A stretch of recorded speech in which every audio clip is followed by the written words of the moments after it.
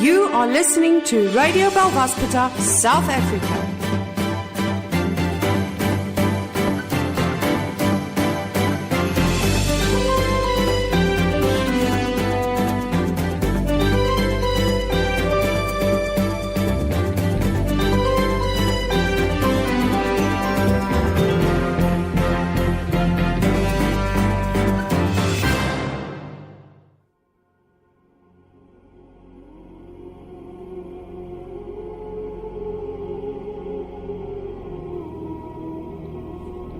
You are listening to Radio Belvaspata, South Africa.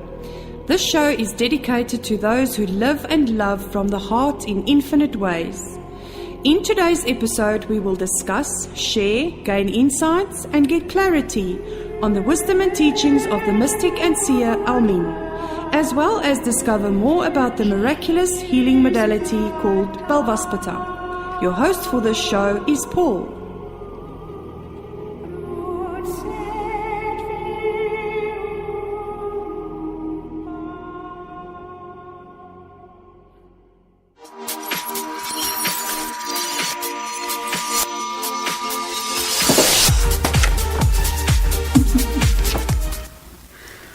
Ku Uelechtvi Skerat, a vessel of infinite life.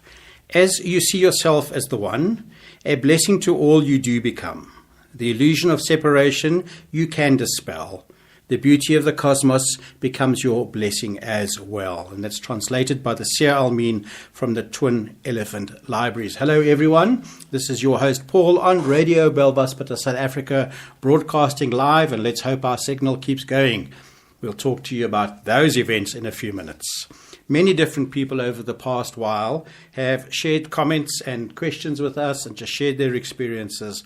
And we know that many people are feeling this way. They've been talking about various physical experiences they've been noticing and experiencing. They mention headaches, nausea, vomiting, diarrhea, dizziness, body temperature fluctuations, indigestion, coughing, and chest congestion, fatigue, weakness, anger, sadness, and many other strong emotions. So what does this all mean? You may be thinking, all this sounds familiar. But any, I suppose, or all of the above mentioned can be signs and symptoms of detoxing as we dissolve, release, and surrender to that which no longer serves us. When we surrender and allow, we can then move to a higher frequency, to new awareness and perceptions, which is experienced on all levels, including the physical. During these types of shifts, of course, we're reminded to take rest, drink lots of water, sleep as needed. That sounds all wonderful and a reality all by itself. Get into nature and generally follow our own inner guidance and support of our process. With me in studio tonight is the wonderful master and artist, Diane, and we are in for a good discussion. What say you, Diane? Good evening, everybody. It's wonderful to be back. I haven't been around for a while, so I'm delighted to be in studio with Paul and Nix. It's going to be fantastic. And of course, Nick is on our sound desk and he's keeping an eye on the Wi-Fi signal. And we'll know if that goes down because he'll be like up in arms as that goes on. Because, putting a show together and holding it together is his job. And, sometimes when we get let down like that. But what can we do? It's all a reality and it's all the way that it is. So, Diane, tonight we're going to talk a little bit about the aspects of life as we experience it, different realities. And the concept of the show really is contrasting the concept of life as a reflection, which Almin says is a growth through opposition, with that of life as an expression or growth through inspiration. Mm-hmm. She says that through ages of existence of cycles of life, of death and ascension, there are those great lights on earth who have felt the deep anguish of knowing that the reality of man is not their own, that a higher reality beckons. And we know that the Seer Almin for us, has laid down a map for this huge journey that we all follow, and then just creating that greater reality of Godhood. So tonight we're going to talk a little bit about relinquishing form, and that was something that you came up with yesterday when we were discussing tonight's episode. Mm-hmm.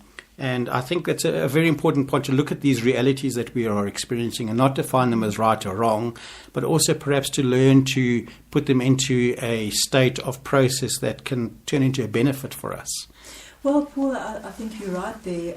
If I think of our addiction to form, how we think that we are our body, that we think we are our mind.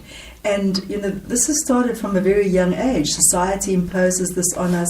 That ego sort of paints its own self-portrait, and that's who we think we are. And this, I think, is all in the field of consciousness, with the self, with the being, watching, being aware. And it all plays out in this field of consciousness. I think that's a huge process. And just pre-show, we were discussing some of the aspects of our daily lives and realizing that we learn more and more on subtle levels as to some of the process that we need to do. And so our consciousness shifts on a much deeper level. And it's so great to be able to share with you that this is actually happening, that we recognize it, but it doesn't mean that we're not having to do the work all the time. Absolutely. I'm thinking now, as we're talking about this, of that wonderful poem by Rumi, where he speaks of, he's knocking on the door, and the door opens, and he realizes that he's been inside all along. And I think often we do that, and we look towards this distant self, this distant being, when in fact we are there already. Yeah. It's just that door of grace that needs to be opened. I think that's the crux of this point. The show is entitled Living Between Two Paradigms. That's our theme. Yes. But AKA, let's relinquish that form and that consciousness, which is obviously holding us stuck in an identity of some level. That identity, is a little swine, if I can say that. Not that we are passing any judgment, but it can really get you by the short hairs. Whereas I think if you don't, we talked about not tapping in, not becoming entangled, looking at it, seeing what it offers in this play, in this field of consciousness. It's there. It has its own element of consciousness, but realizing that is not really who we are. And we were talking before the show started, listeners, that that Esclavinet process for me is taken on a whole different dimension. Yeah. That in fact the ghosts of the ego, is what wafts in and out and holds us captive. Absolutely. Well, there's a healer, Cedar Rivers, who follows Almin's work, and she's come up with aspects called the 4 judgments within. Okay. And exactly what you're saying now, we're identifying and looking at these particular processes. But she says overcoming these issues dissolves the dysfunctional subpersonalities and subsequently the secret societies that they manifest. And I think one of the joys of being able to host the show and just being able to structure it week by week as it comes up is that it's what everybody's living and experiencing. And for me to be able to share that this one has voiced it or seen it in that perspective and you've seen it in a perspective, it just adds this dimension of, wow, there's some depth to the work now for myself, because you come from your perspective, I'm going to come from mine, Nico will come from his, depending on all of these processes. Let's go through these 4 judgments quickly and just see if we can agree with them and what they can feed us and, of course, our listeners and our light family out there. Yeah. So the first judgment that she talks is about primitive living and outer simplicity. And that hit me hard when I read it earlier, because I feel that people, and I've said it in previous shows of the last month or so, that it feels to me that humanity, people, are living on a level of surface that has no depth or meaning to it. And they're just reacting to that need of living in that primitive experience with no other consciousness. And we're seeing it in our political fallout. We're seeing it in our country. We're seeing it in people's reactions. We're seeing it in lifestyles and all sorts of things. And I'm not judging it. I'm just looking, I'm going, well, hang on a second. Where's the depth of it? There's just like a need within everybody, and they've got to drive forward to attain something to feed that simplicity. And I like simplicity, but not in a level of where we're only living on the surface. Where there's a shallowness. Yeah. So primitive living and outer simplicity is something that needs to be dissolved. And that's relinquishing a particular form. That's a consciousness.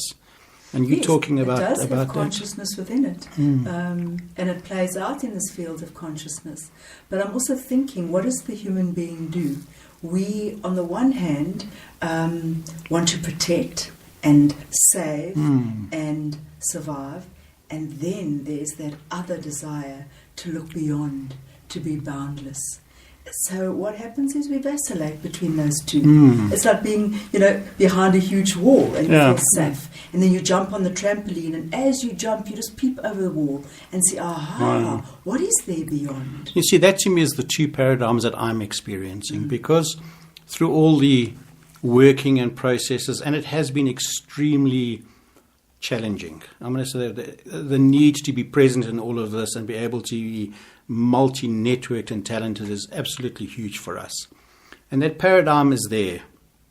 But still there's another thing that is, that as you say, jumping in the trap, you're looking over the wall and you know it's there. I mean, we've seen in the latest webinars and people's comments of what Almin is saying, is it feels like we've tumbled into the swimming pool and there's been this sense of freedom, and I'm living in that at the same time.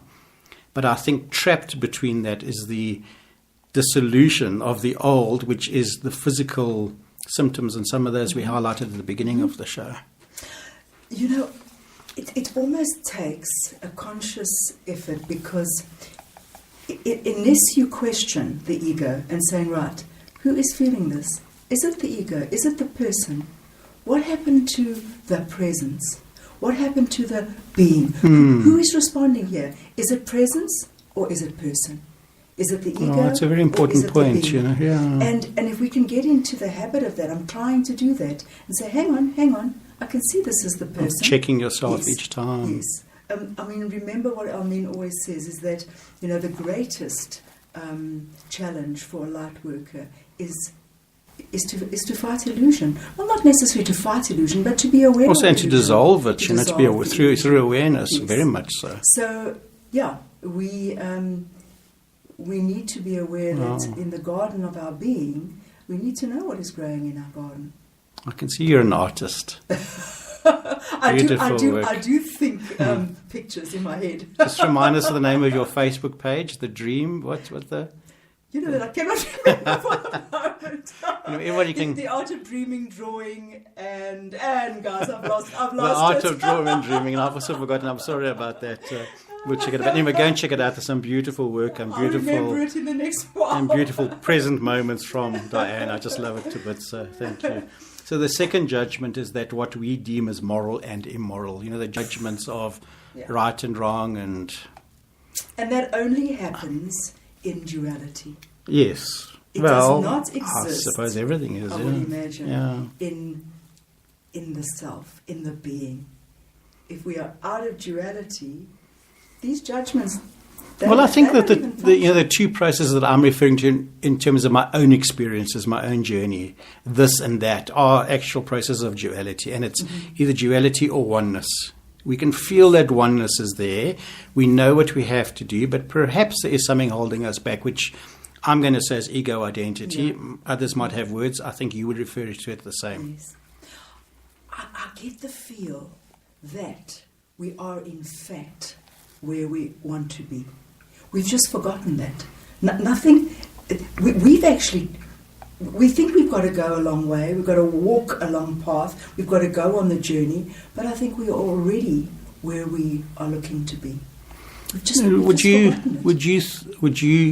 I'm just asking to clarify that, because what I'm hearing when we say want to be, is there's like we choosing to be? Is that what you're meaning, or where we need to be? I won't say need. I would say a desire. If I speak for myself, in the person with the ego, there's a desire to grow, to improve, to blossom.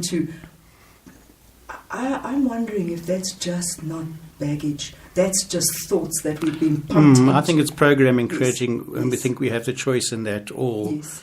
And we have a choice all the time. Mm-hmm. And I think we're already in that place of being, that place of self. May I just read this quote? Yeah, it's beautiful. Great. I mentioned it to you. Almin posted it in the last week or so, and she says, I am the eternal presence, the observer of eternity, creator of the new moment, boundless and infinite am I, inspired by the inexhaustible wonder of my being. That is in the present. I am. Not I am going to be or I was. I am. Yeah, there it is. That went up on our WhatsApp group this week, I think, now that I'm recalling it as well. It was very powerful. Wow. And it's true, isn't it? I mean, it is a process of where I am. We tend to think that, this work, and we call it work, but I'm beginning to think that I don't know if there's any work needed at all. At all, yeah. Just to be in the moment and learn Yes. from that in the most powerful way Yeah. you can be. I know that you're just part of that whole shift into transcendence. I mean, over the last month we've been talking literally about we're not change agents. We have to get into the state of transcending everything that no Yes. longer belongs Yes. here. And that's ego identity. That's Yes. consciousness all by Yes. itself. And then shift into some dynamic which is, for us, yet unfathomable. We know we can get grips or we can feel it, but it's We get unfathomable glimpses. because we haven't had that full experience Yeah. yet. And we've talked before, Paul, that it's important to make everything experiential. We need to experience it so that we don't believe, so that we don't have a concept, so that we don't have a Yeah. philosophy. We simply know because we have experienced Incredibly it. powerful work, really, the inner work that we do on ourselves. So, but then this leads to the fourth judgment, and it's the moment seen as ordinary and adventure something that is elsewhere. That's exactly what we're talking about, is that we have to live in the adventure of this moment and be prepared to learn whatever we need to learn and take the blessing with that lesson. But look what the ego does, and I'm speaking for myself, it holds you back in a place that you are comfortable. I think you mentioned something later in the show. It's Yeah, going we to- do. talking about being comfortable. Yeah. And that for me is a difficult thing because I like to be comfortable, especially physically. Somehow I'm a little braver if I want to talk spiritual. Okay, really. Yeah, but physically I like to have, my finger on the pulse. I like to have my treasures around me. Yeah. And then you forget that you are the treasure. I remember in the early days of the show, which we started over 2 years ago, I can't even remember the time frames, how we kind of had a need to put everything together and present it as a package. And now it's just our life experience that we're sharing show by show. And if people are identifying and listening, and it's part of their story, otherwise our listenership wouldn't be growing so Growing, beautifully yes, around the world. yes. I mean, I just think that is amazing that Well, we it's can one relate. life, isn't Yes. it? It's one life. The one, yeah. Okay, so here's the fourth one, and I have to work on this all the time. Preparing for the future and thereby giving away our power. All the time worried about tomorrow, what are we going to do? This kind of And thing. that's a very human thing. But we do forget that there's very little preparation that we can Very do. much so. However, you don't want to be a fool and go out and spend every cent that you have and land on the street. That's not really the idea. The idea is to work in mastery on every level. That's it. Well, Almin says budget lightly, Yes. but hold on to your plans lightly Yes. because they're going to shift and Yes. change. Just be sensible about everything. And hold on to an intention lightly. I love that idea. Yeah. So the question is, how do we get rid of these age-old tyrants? I think you used an earlier word, but they are tyrants, and you Yes. can feel because they bug me at times. You're going, wow, you're bugging me now. You keep pushing for resolution or dissolving along that way. But I think the show tonight is really about learning how to release and relinquish all of that. Let's listen now to Almin's recent audio on the deeper meaning of love, praise and gratitude, which is used in Belvaspatar. Yes. And she goes into it, how we contrast growth through opposition to growth through inspiration. And she says she only just recently saw that herself.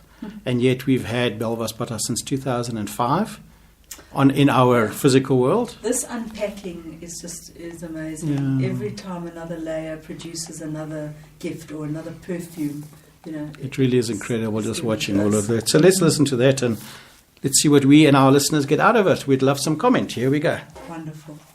The world around you is a mirror, so the world around you is a backwards reflection, which means it's antagonistic. Creating from the attitudes of love, praise, and gratitude changes life from a reflection to an expression. This is important information because we have said, how do you make life not a life of opposition? By creating it as an expression rather than a reflection. The way we have said before to do that is to withhold judgment. But this is giving another thing that you can do to change it from a reflection, therefore growth through opposition, to an expression, growth through inspiration. And that is the love, praise, and gratitude. the deeper insight of this is that as we do Belvaspata on others, we are literally trying to heal a backwards image. In other words, the person on the table is backwards to us. So how does our healing not affect them adversely? For all these years, when I received Belvaspata, I took it as a dictation. I sat down and wrote right through the night. And then subsequent pieces of the protocol came in during the following years. But when I wrote down that love, praise, and gratitude has to be present before and after the person that you're healing. And you always end with love, praise, and gratitude after completing your healing. I have never known why. I only knew that is the way it has to be. This is the first time that it is telling us why we use love, praise, and gratitude in our Belvaspata healings. Because as an opposite to any being in your environment, your healing could be the opposite of what they need. Except that this piece of information has said that the attitudes of love, praise, and gratitude changes life from a reflection to an expression. This is a way of saying that whatever is your intended healing will happen as it's intended. Because something that expresses what you are. It doesn't express the opposite. So during the healing and during the delivery of those sigils by the angels as blessings into their fields, they function like an expression. In other words, they are the right way round for that person. Now, that is actually so brilliant. I could not have imagined that that was the purpose of love, praise, and gratitude.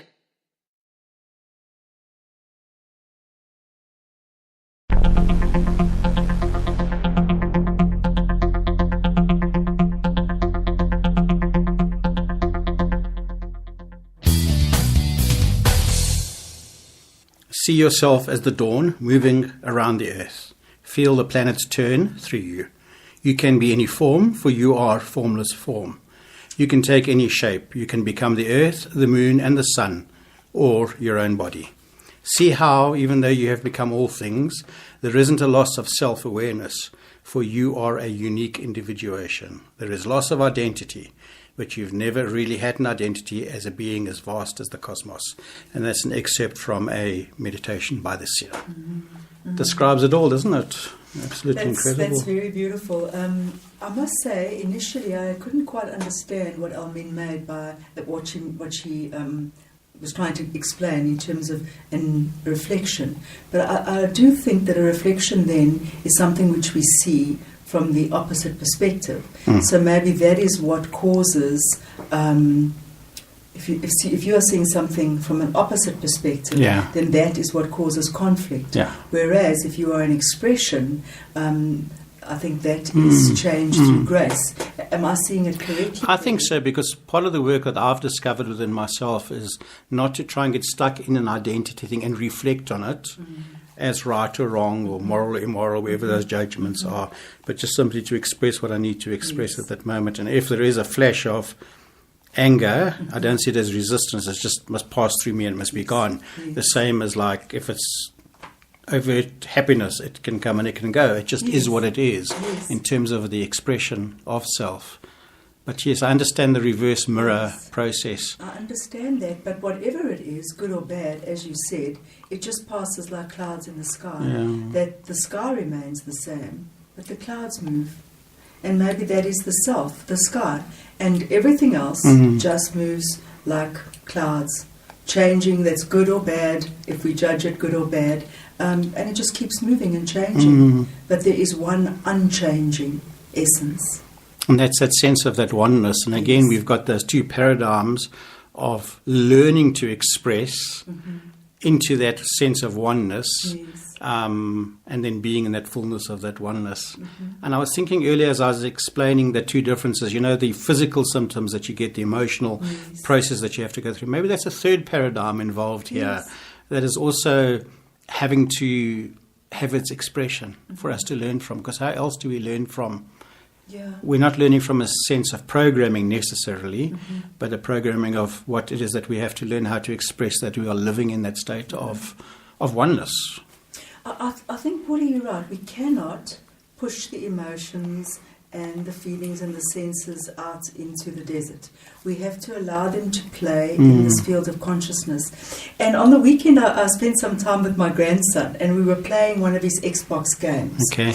And I was playing I'm useless, absolutely useless. So I was playing the game with him, and I said to him, "Where is my character? I can only see the enemy. Where am I?"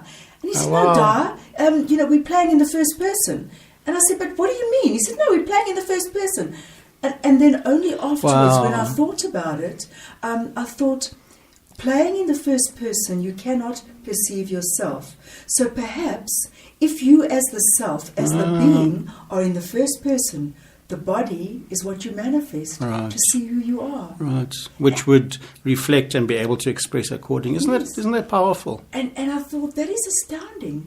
And in these little games, which we always look at as sometimes I think, oh, it's too much for these kids to... There is this element of sophistication and consciousness. And that blew me. That blew my mind. Wow, it's such a moment of self-discovery, isn't it? Because you're in the first person, the self needs the body. We manifested the body and the mind so that we could perhaps get a glimpse. That's the whole journey. We look, even where Balvaspata as a healing modality came in, and then all the other modalities started to come through, and the healing aspects that Almin teaches about in the alchemy of one, is that the infinite had to use its expressions in order to learn for itself what it had to be shifted. Yes. Isn't that astounding? Really incredible. If we are all the infinite, then I, am I, and you are also I. So we're not separate or different. Not at all in terms of that. And again, that's that, as you were saying, jumping on the trampoline, you see it as you get higher and higher, but the effort required to jump higher and higher, yes, you've got the bounce. But I'm also thinking here, just before we go to ad break, only a God being would be able to say what you've just said and realized. Well, Paulie, we're all God beings, I think.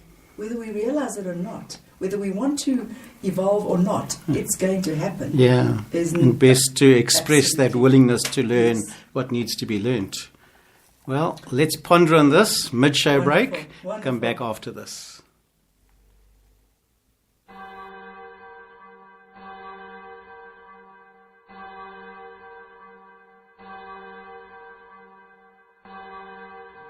Team Balvaspata Healing South Africa facilitates one-on-one, group or distant healings utilizing a cutting-edge angelic healing modality that harmonizes and balances using a combined process of light and frequency. This cosmic healing modality has various protocols available that will assist in the transformation, transmutation and transfiguration of many areas of life. Visit our website on www.belvaspata.co.za for complete information, and also link to us on Facebook under our name Team Balvaspata Healing South Africa. You may also send an email to belvaspata@anua.co.za. You can join our WhatsApp discussion group for daily posts and trending information and updates from Almin, the seer and mystic. Message us via either Facebook, email, or on the station's commentary section. We will now return to the online chat show, hosted by Team Balvaspata South Africa and our guests for the day.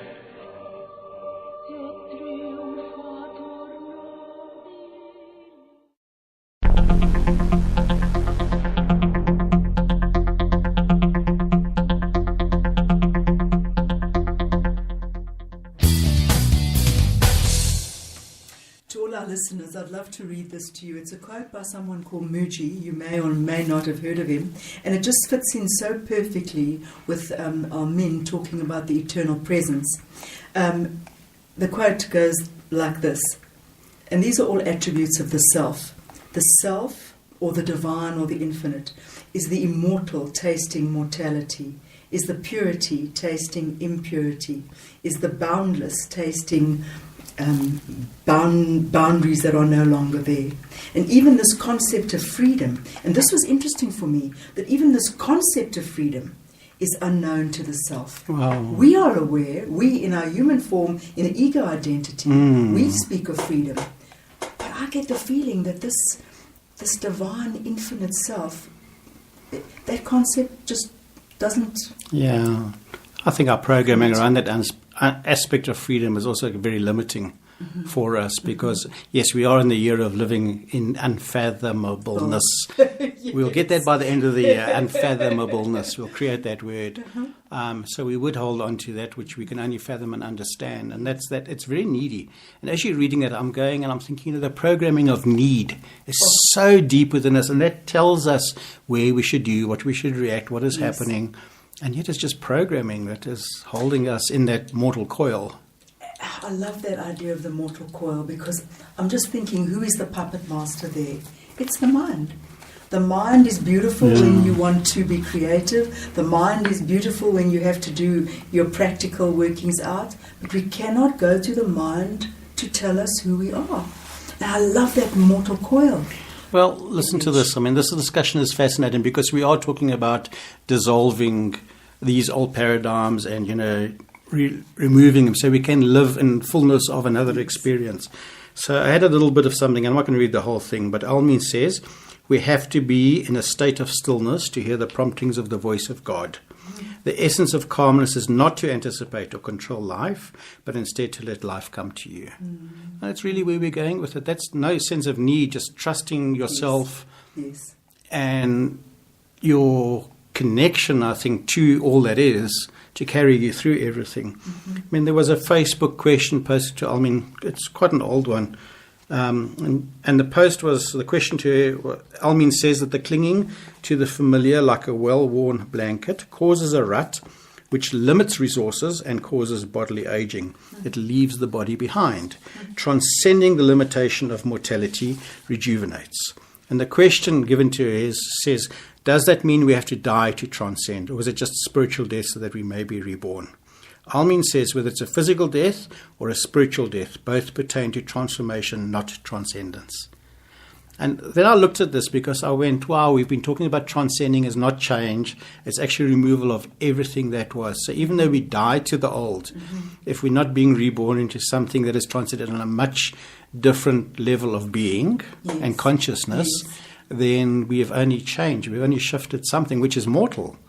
Perhaps along the way. So she says, in transformation, one sheds the old, whether it be your body or a complete set of belief systems. In transmutation, one leverages something from a lower state to a higher state through specifically combining certain elements in an alchemical way. Transfiguration is a mystical experience in which light is accumulated to the extent that the present form cannot hold it any longer. It then has to move to the next level to accommodate the light that has been amassed. That explains now, I think we have a need to transform. We have a need to transmute. But I don't think we understand transcendence fully, and it's unfathomable to us that we can achieve it. And therefore we stay needy within the choices of the three lower stages of ascension, which is what Almin is talking about here. And I think the moment you say, I need, you are implying that things are not in absolute perfection. Yeah. Well, then there's the sub-personality of the inner child comes up very quickly then and starts the tantrum. And I'm watching all of that going on within myself and really working on going, hang on, which is which here, and just focusing on that. But yes, the mind is that old tyrant, and that has to be dissolved completely for us to be able to just live in a transcended way. Give it its place, but it cannot be... It cannot be used as the puppet master. But Paul, something just come into my head, and I remember this phrase somewhere that, now let me just get it right. Sure. That transcendence entombment.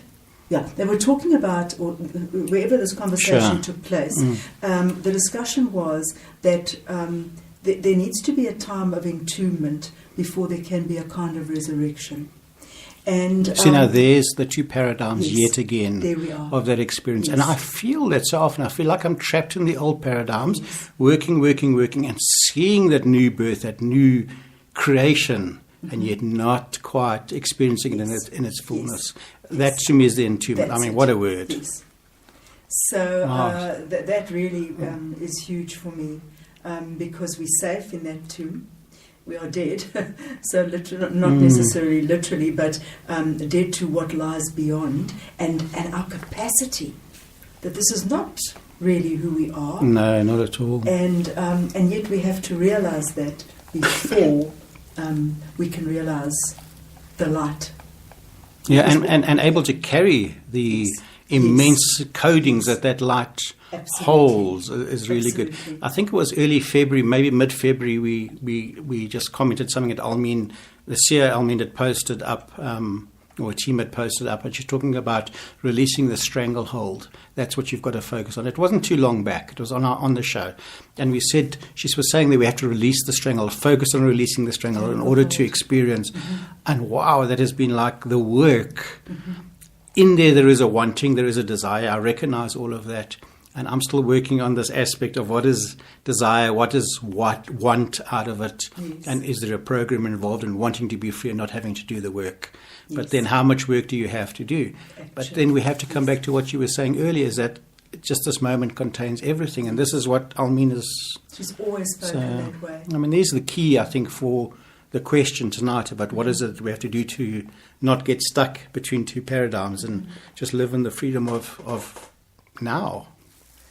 And I think, be aware, in my head, I have this picture where the divine, the infinite, and I'm talking about being in a space because that's the only way I can see it in my Sure. head.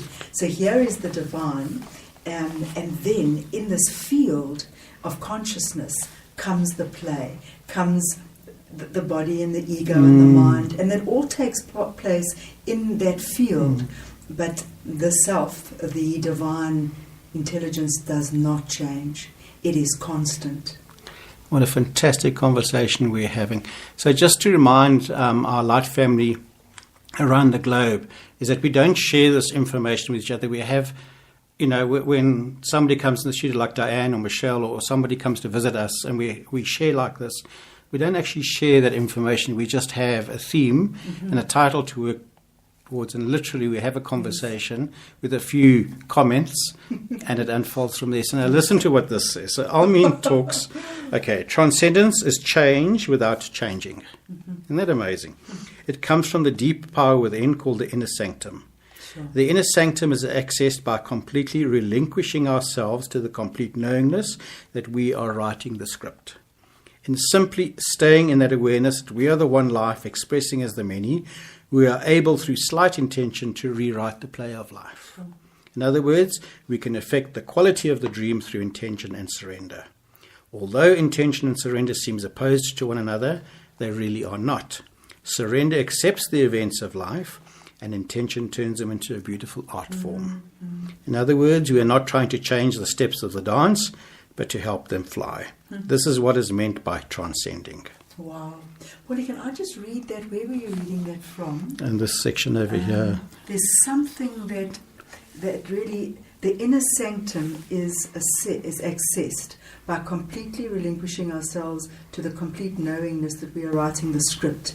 And you know what I've been trying to do is that, when those tsunamis hit and you lose your bearings, is not to focus on the crime scene, but to go back to that inner sanctum. And staying there, I found, dilutes. Absolutely. Keep the eye of the that. storm very Yes. close within Yes. your process, Yes. That's amazing. That The makes a power difference. is so huge in that particular process. Sure. Oh yes, I find myself regularly having to do that. I do grip the edge of my table or my desk now and again to do it, as I breathe through and release it. Yes. But it is definitely happening. Oh. Isn't that a powerful state of being? No, and it's again, astounding. we just reconfirming that the work that we are doing within ourselves, in our own individuation, in our own lives, connected around the common theme of the teachings of the seer, is just, well, mind-blowing, because that's got to go too. So let's look at now the aspects of some of the things that Almeen has brought out, why old programming still holds us. And it's something very dear to me because I've been having to work on it.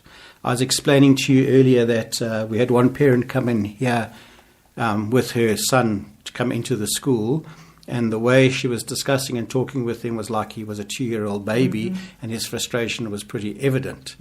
But her conversation with me, I could feel trying to program me into her journey of guilt so that I would bite into the feeling sorry victimhood.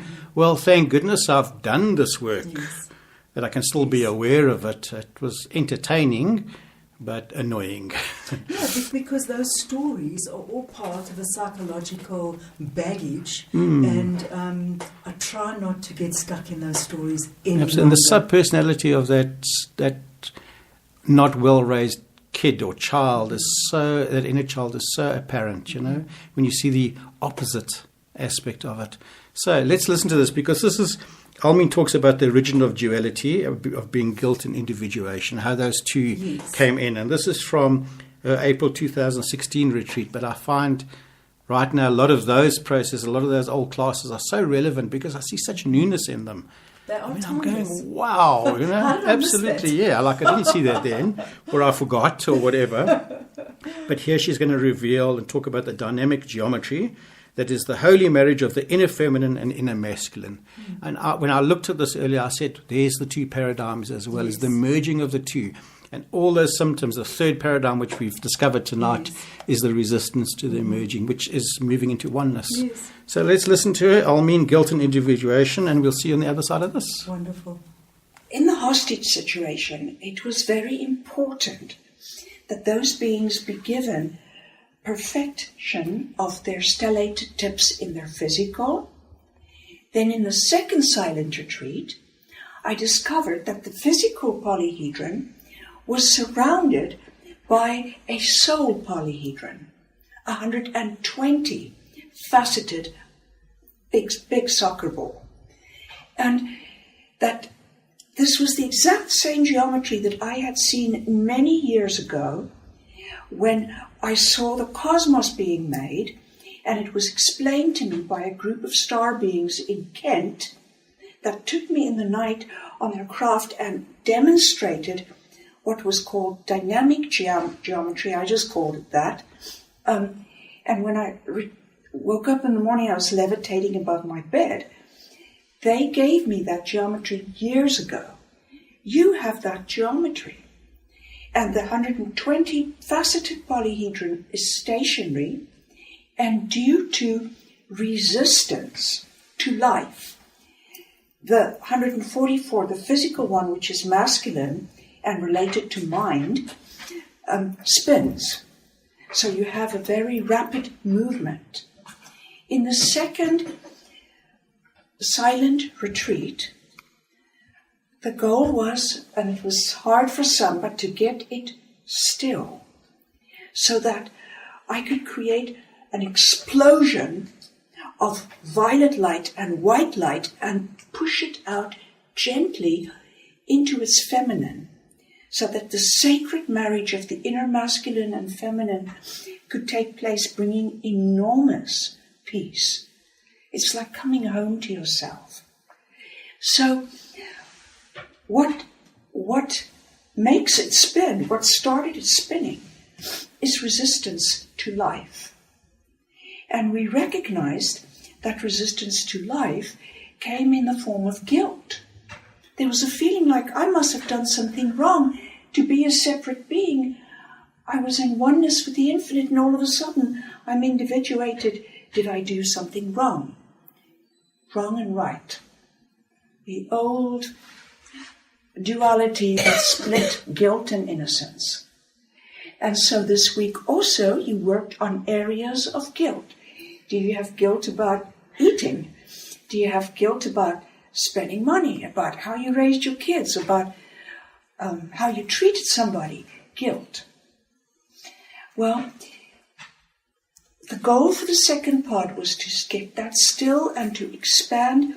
And when it merged with its feminine, when body and soul merged, a most extraordinary event happened. And it's only part of the second level resurrection. And there isn't anybody. There isn't any part of the gods or humanity on earth that is higher than the second level resurrection. And this is new. So the second level resurrection pertains to a resurrection of the soul. First level is of the body. And the second resurrection level is the resurrection of the soul. Your soul is what dreams at night. It's your dream body. It also is where you live primarily from if somebody out there were to choose to die. That would be their soul. So the first thing that happens when they merge is the resurrection of the soul. The second thing that happens is such a gift. It is an extraordinary alchemy. Alchemy is when you add two things together and it creates something much greater than its parts. Lead plus something makes gold. So when they merge, when he ceases to resist life, you release all guilt. She ceases to be suspicious of him. And now he's going to injure me, protectiveness.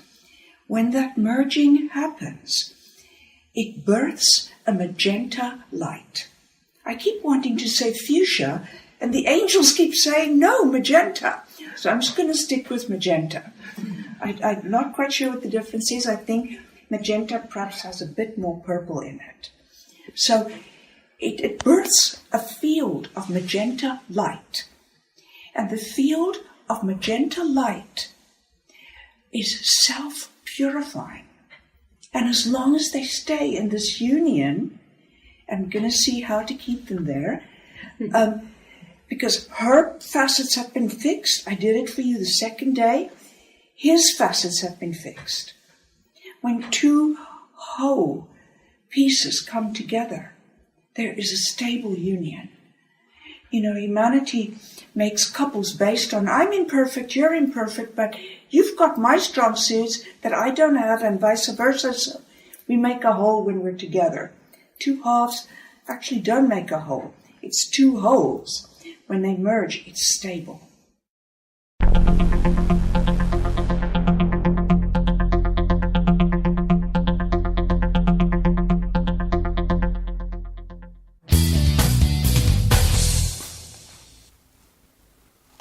In living from your highest identity as a consciousness superimposed over all that is, the cosmos becomes your resource library. Breathe in the timelessness of the stars, the newness of the dawn, and the fluid grace of the river. That which is real cannot be described, for it lies beyond the confines of understanding. Then how shall I hear the infinite's voice? The song of the infinite is all there is. To interpret it, you have no choice. Thus seek not to understand, for no creation can, the glorious paradox of life. Cease to strive, but dance with delight to the song of eternal life. Yeah, that is beautiful. From the Seer Al-Amin. And coupled with that beautiful class we had on guilt and individuation, you know, we were just talking during the break, then just, if you don't mind me sharing openly what our discussion was, Yes. And I'm sure everybody will maybe have their own process and perspective Yes. of it. And we often talk about the immortal ones or the eternal ones or the, you know, The original ones. Yes. Are sometimes the chosen ones comes Yes. in to that feeling along the way. I don't think that wording is used. And we were just saying is, you know, what attributes do the original ones have that make them walk through this doorway? And we came up with this idea and the value system of those are the ones with the courage to do what needs to be done Yes. in order to do what needs to be done for them. Yes. You know, and that opens the doorway of this moment. along the way. Because I was just speaking with Paul and said that concept of the original ones has always worried me. I've never been comfortable with that kind of label, that you are the original ones and you are favoured, and never really been comfortable with that kind of selection. But Paul's explanation about a particular characteristic that you may have, like courage, or you talked about going where angels fear to tread, that now makes it more palatable for me. I think there's an aspect of fear in terms of accepting a role, but also fear of not being stuck in a role, which would put a stranglehold on us. Yes, true. And I think that's also probably very deeply in the psyche somewhere along the way. And talking of which, Kiara Young says, ego, that was this week. Absolutely love the inner work and the sharing, which is so authentic. She says, ego exists wherever there is past. There's just no getting around this. And even a being who functions from the beyond ego identity as a level of consciousness is subject to ego in the sense of it being synonymous with the past in general. It's the tyranny of the past that has to be dissolved completely. Those lifetimes, or in this lifetime, doesn't really exist, except as a dream that needs to be released, just like any other dream. Full release or dissolution is the only way to truly be free from these illusions. Isn't that amazing? Yeah, I love the way she connects the past, and the stranglehold that it has on you, and the past and ego, because you cannot have the one without the other. And in fact, as I'm sitting thinking here, the ego cannot exist on its own either. The ego needs the presence or the being to exist. But the being, in order for it to, this is why it fights so hard as well, to maintain its own status quo of not being dissolved. Because the presence or the being does not need. It needs the host, to work with it. So a very deep insight as well. Great to share in studio, because as these things come up, wonderful. Our eyes go, wow, okay, we've seen something within ourselves, and so our perception shifts. So in the Handbook for Healers, Almeen lists 6 ways to eliminate ego. And she says these are practical tools. The first one is to claim our undesirable parts as parts of ourselves that have lost their song. And that goes back to that guilt. As Almeen was going through the list there, we were kind of giggling off air. Not going to tell everybody that right now. But as she was going through the list, and there was one list, I said, no, I'm fine with, particular aspect of it, and just giggle about it. But very, very much there are undesirable parts of ourselves, and we do keep blaming ourselves and saying, I should have done this, or it shouldn't be like that. And the resistance to that just creates more of the same. Instead of just accepting it and then moving on. It dissolves the moment you accept it. Yeah. I think that highlights a lot of what people are working with. The human condition is working with all the time. Second part is releasing resentment against the pace of life. Our resentment indicates that ego wishes to keep control. That ego does. I can multitask plenty, but there is a process sometimes. Third one, living a surrendered life that knows that the folly of others should be observed but not engaged. These are the mirrors or areas within ourselves where we need to express the song of self. Yes. Fourth, relinquishing all need to define ourselves and to be understood. Now, we spoke about that earlier. Just don't even bother explaining. There's no need to define it to anybody. Let them get on with it. And that I see really dissolving, because the need to explain, to put my point of view so people would understand where I'm coming and from. Accept it I as really such. Spent a lot of time and effort in doing that, and energy. But I don't feel the need any longer. So there's part of that song of self being expressed now on a very different level. And then ruthlessly eliminating the focus on what is not the way that we want it to be. This only increases the illusion of lack. My way or the highway, huh? Absolutely. Oh yes, having to work on that still, just a tad here and there. We can all relate to that, yeah. No, but really, I mean, there is situations where you can multitask and you can do all of these processes, and you have to literally let it go in order to let other people do what they're contracted to do on whatever level that is. And that does take some skill. I think let's eliminate number 5 point there. Give me your pen. Okay, number 6, contemplating deeply the meaning of the great truth. Nothing can ever be truly obsolete. Everything has value. And that's what we're saying. Even the classes we've had classes on the show 2008, 2009 from Almeen, audio, still absolutely relevant, and perhaps even more so now. And Well, we see things with greater clarity. I remember, and we bandy it about, people say the truth will set you free. But I've realized, and that's just my realization for the moment, it may change, that truth actually is knowing who you really are. I think so. And my new work is to be absolutely straightforward wherever I can be, Yes. in every situation where it's needed. And that for me is the truth. And boy, it certainly sets some things free. And a little bit of work needs to be done on all of that. But again, why should we pander to the folly of others and their agendas when it doesn't suit your process? And it's a line the whole time I have to really work We with. don't really want to dance into their game. However, if you choose, and I'm just thinking, if you choose to do it and you are aware of it and you're not attached to it, you can pick up whichever role you wish and then just put it down on the field and move on. And move on. That's it. Yeah, I'm saying it's not right or wrong. No. It just is at the moment and what's going to work, and let that. Yeah. That's our way of working at this moment. So I think we've come a long way in the journey. And obviously there's no point of arrival, but there is certainly a point of learning what can be expressed in this moment. Yes. And I find that very, very empowering. Those candles that you light along the way to eternity, I think that's the kind of thing that we're doing at the moment, is lighting, those candles. Yeah. That moment of illumination, light the way. Beautiful. Huh? Now, if we could put this down into a beautiful painting and Yes. drawing, Diane, wouldn't that be magnificent?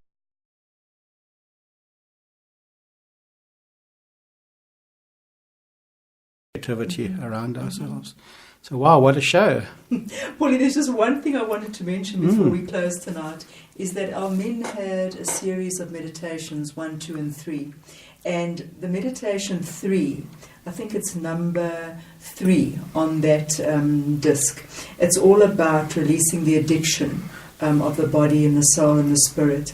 It really is so powerful. So if our listeners do have that meditation 3, it is the most astounding learning and releasing. Perfect along the way, and so necessary to bring into being. Yes. And never forget the journey of self all the way through that and sustaining yourself. And again tonight we've spoken about silence and going into silence, just being still. And yes, Armin has always said that meditation is the finger pointing to the moon. It's not necessarily the moon, but it does allow a stillness and quietness in which you don't see the first person. So I'm laughing now because just as the show went on, we posted up on our Instagram account for Belvaspita South Africa a picture of a beautiful red moon on a bridge. It's a red moon. It's absolutely beautiful. So please get our Instagram account, everybody, Yes, Belvaspita Healing South Africa, and give us some comments. And Diane, thank you for sharing all of that. Thank you, And Paul. thank you It's for been a being with us wonderful, tonight. wonderful evening. How enlightening. How fabulous for Very us. good. And again, thank you to our Light family around the world. Truly, you are around the world for us. Great South African listenership in the evenings, but then by podcast, a lot of people are catching up during the weekend. Thank you for sending in your comments. Our email address is info@belvaspita.co.za, and our Instagram account, you've seen that. We're on Facebook, Belvaspita South Africa. We are ready for your messages. Thank you if you've posted comments tonight. We haven't been able to get to the screen to see them. But yeah, there we go. And we are going to now play out with a beautiful bit of Almeen music. It's all things Almeen tonight. But before we do that, let's just close off with what we started with. And that is Ku Uhulersvi Sklerat, a vessel of infinite life. As you see yourself as the one, a blessing to all you do become. The illusion of separation you can dispel. The beauty of the cosmos becomes your blessing as well. Translated by Almeen from the Twin Elephant Libraries. And there the whole show came together so beautifully. Everyone, we are now going to say goodbye. Love, praise and gratitude from Team Belvaspita South Africa. Thank you to Nico at the sound desk. We've had a flawless show according to the signal. And everyone will be happy to know that we got offered fiber optics in our neighborhood yesterday. What a celebration. So things do change and transcend in some level. Wonderful. And Diane, just to say thank you again for joining us. This bit of music as we play out is a meditation, but from Almeen. It's from her album Jubilation, and it's called The Music of Almeen from Desert Sands. Until next week, Thursday evening. This is Radio Belvaspata South Africa saying goodbye, love, praise, gratitude and trust. Good night all.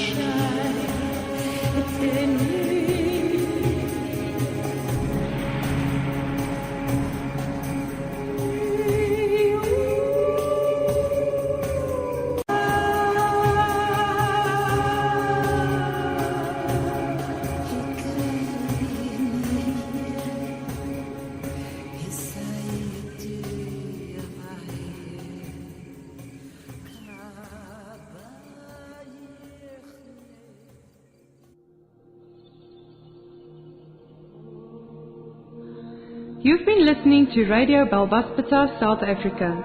Thank you for listening and sharing in our discussion. Should you have any questions with regards to the healing modality of Belvaspata or have any healing needs, please send us an email to info@belvaspata.co.za or add comments to our page on Spreaker.com so we can work on providing a suitable response.